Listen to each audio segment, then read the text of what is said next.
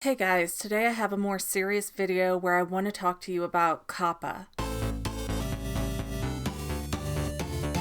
Hey friends and family members, it's McGann and this is the Fangirl, which I'm kind of sorry this isn't a typical video I would do, but this is really important so we need to talk about it. If you have not heard of the Children's Online Privacy Protection Act, also known as Coppa or Coppa, it's a law that impacts the internet and right now it's going hard after YouTube. Now, a lot of people have talked about Coppa already. I'm not going to get into huge details, but I am hearing people on an almost daily basis going, what is that? I've never heard of that. And at this point, the more awareness we can have, the better, because we've already lost net neutrality. Then about a year ago, most of Europe lost the ability to make memes. Our rights, our freedom of speech, our freedom of expression are all under attack here. And the idea of COPPA is to keep sites from data mining kids so that children under 13 aren't unwittingly giving away their address or something like that. And to that end, I agree with COPPA. I don't think people should be predatory towards children. However, we also have a whole body of lawmakers that don't even understand what YouTube is, that people make a living here. They don't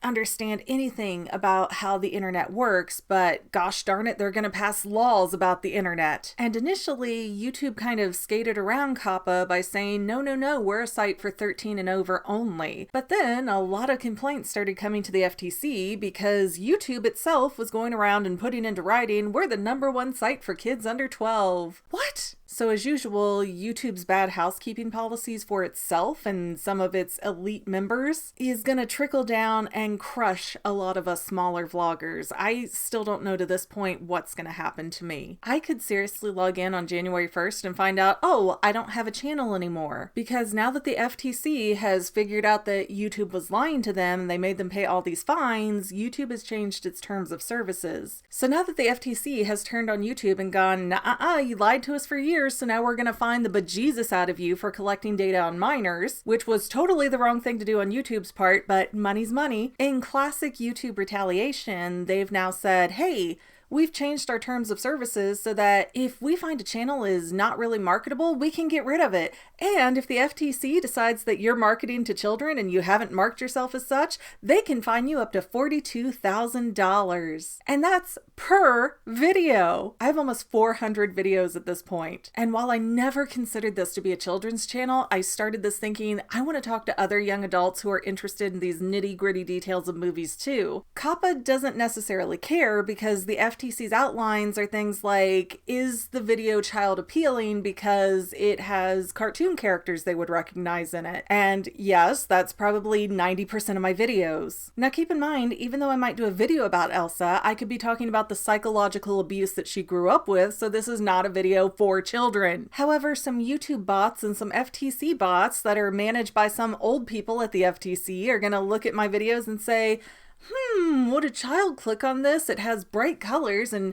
characters that appeal to children, so this is probably something a child would want to watch. Yes, I think so. Let's find them. And now, all of a sudden, I'm out $42,000 for every single video, and the FTC right now is rabid to make examples of people who are calling themselves family-friendly, saying, well, that's child appealing. No, it's not, because here's the really weird thing. The FTC has an exception for G-rated content or mixed content where older people and younger people might like it. You know, if you're a 90s child like me, you would think of the Spice Girls that appealed from everyone ages 2 to 80. But even though that exception exists, what scares me is that YouTube has not implemented it. And YouTube is constantly making sweeping changes and throwing out creators going, well, it only affected 1% of our channels, so who cares? Because no matter what, YouTube makes the money, YouTube wins. YouTube doesn't care if it destroys my household and my kids go on welfare and we can't afford to eat anymore. Since YouTube decided to start hiding theory videos because they upset old people, I have lost 75% of my income, and now with Coppa, I don't know how much worse it's going to get. I really don't. And I'm not a lawyer. I can't tell you what to do with your channel, but I marked mine as not for children because I never intended them to be for children. I have real talk about fictional characters. That's it. I'm not sitting there going,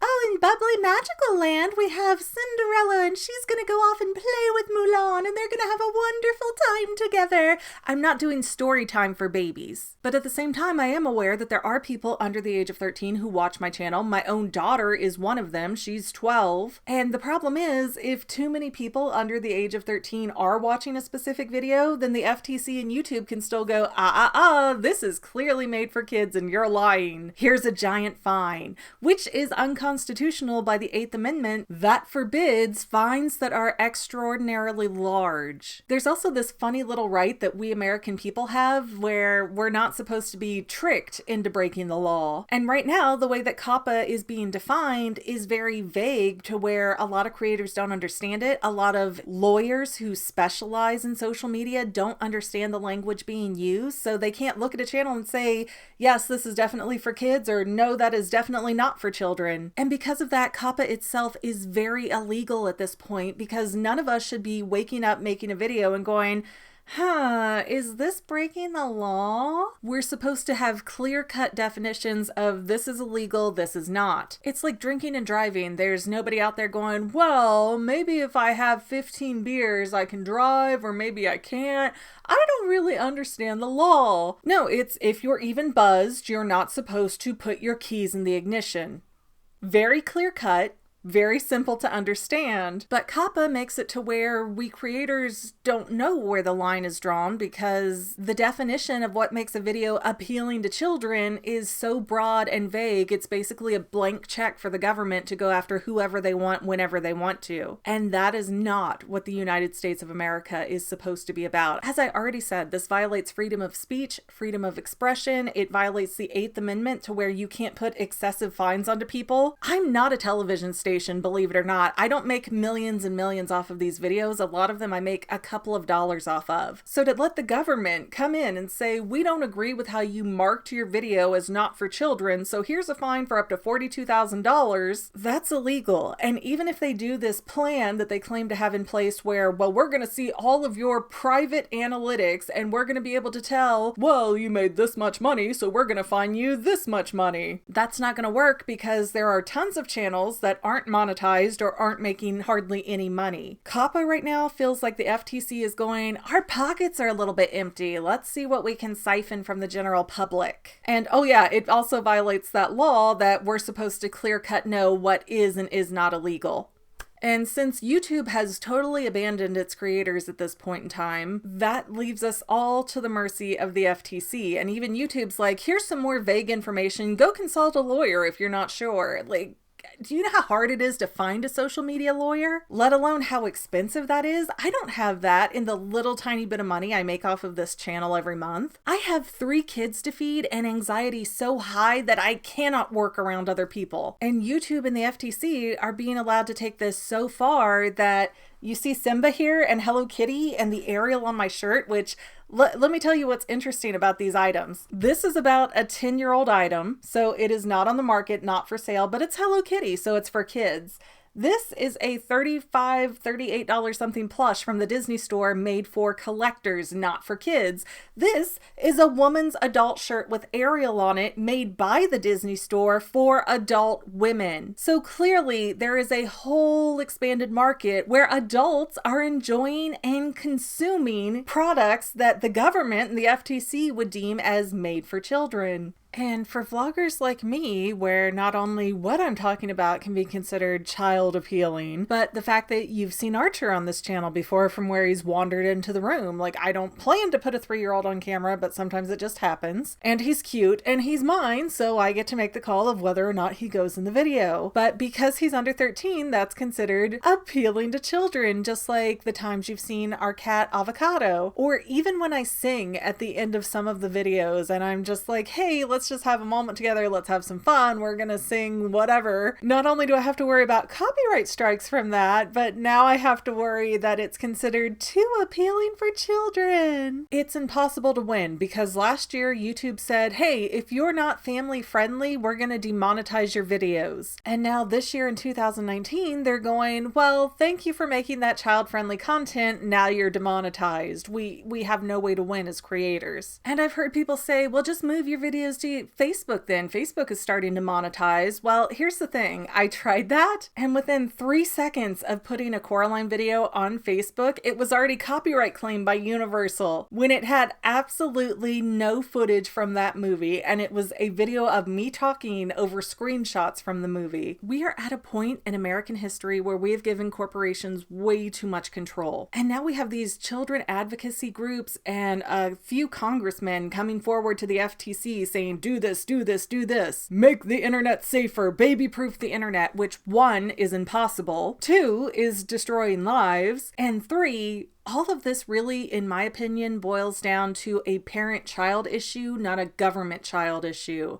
It is not the government's job to raise my kids. It is not the government's job to decide if I want to log into YouTube and hand it to my 3-year-old. I don't particularly care if my daughter watches Markiplier throw out a slew of curse words while he plays a survival horror game, because that's my choice as a parent to decide whether or not I want my child to be censored. That is not Uncle Sam's business, and we need to stop giving the government rights to control our children. Because the FTC's biggest complaint is that YouTube was collecting data so that they could serve up these ads for kids that they would really like, which is called targeted advertising. Well, okay, there were laws against it. They shouldn't have done that. Not gonna debate that issue, but as a parent to 3 children, I would rather have my 3-year-old who is watching toy videos get ads for toys over ads for condoms or horror movies or something that might be actually inappropriate. And honestly, I don't know if there's any fixing it, but there are some things that need to happen, or it's just going to keep getting worse for everybody. And not just content creators, it's going to lessen what the viewers are able to see and find and discover. We small creators are already having enough problems being hidden and buried by YouTube analytics without adding more to our plates. So there are a couple things that I really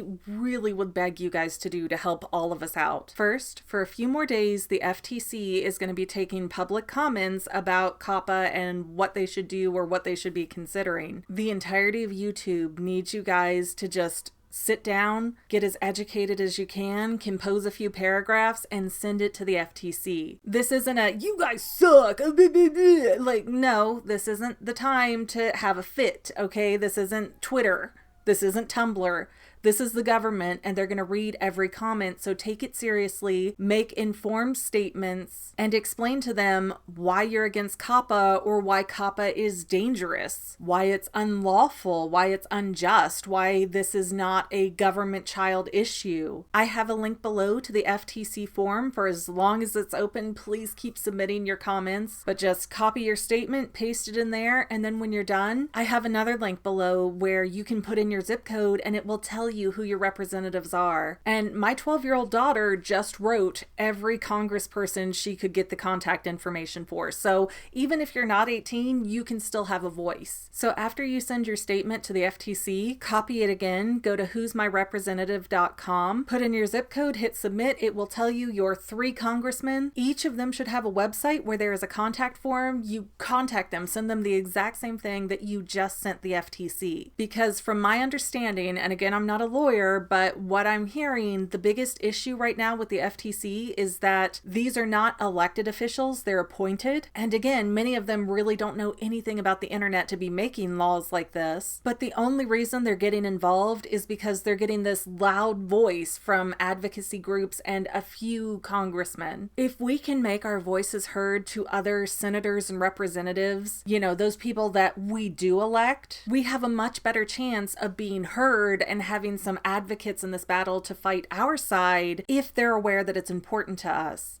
But if nobody's speaking up and we're not flooding all these congressmen and the FTC with these comments about how what they're doing isn't right, then all they're going to hear are the voices that are screaming right now, which are the, we need more privacy for children. Think of the children. Well, ladies and gents, I do think of kids, my kids, the ones I am responsible for and that I supervise. And strangely enough, I've never needed the government to do that for me. You can't legislate parenting. You can't baby-proof the internet. This is the livelihood for thousands of people, and we're at severe risk of losing everything because some people have their panties in a twist. So please use the links I have below, write the FTC, Write all 3 of your congressmen. Should be 1 representative, 2 senators. So that's just a few clicks and pasting 4 times, and you can let your voice be heard. And we will hopefully get some champions for this issue. All right, guys, I guess I'm gonna wrap it up here. I've said about all I can think of to say, but I'm worried.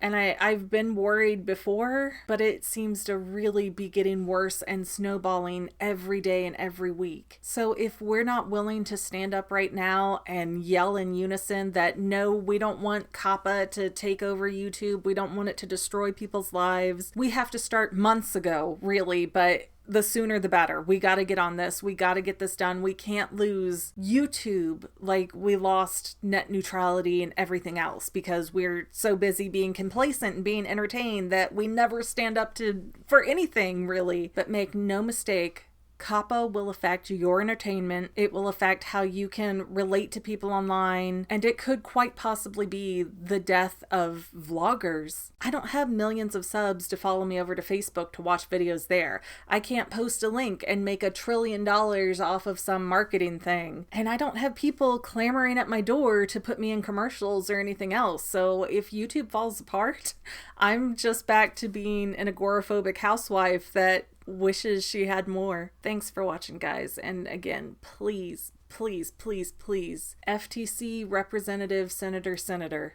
Well, family members, we're almost done, but I want to invite you to hang out with me in some other places. I'm on Twitter and Instagram as my own personal self, and I have a Facebook page too, but I mostly just post photos over there. And sometimes people say, hey McGann, I want to mail you something. How do I do that? Easy. Just click the About tab on my channel page, and my most current P.O. Box info will be right there. I also run another channel, The Family. It's really a hodgepodge channel where we might post anything. Oh yeah, and I also sell shirts and stickers and stuff with the Family and the Fangirl logos. If that is your cup of tea, I have a link in every description of every video. Finally, if you want to help out the Fangirl channel and make sure I'm putting out video essays for years to come, the best way you can help is by subscribing and watching more of my videos, whether they're new, old, whatever. Maybe even share 1 or 2 on social media, help spread the word. People who watch to the end of videos like you helps to tell the site, hey, this is a good video, we should recommend it to other people. So if you made it this far, leave me a comment of something like, hey, I made it to the end. Love ya. See you next time, family members. Bye.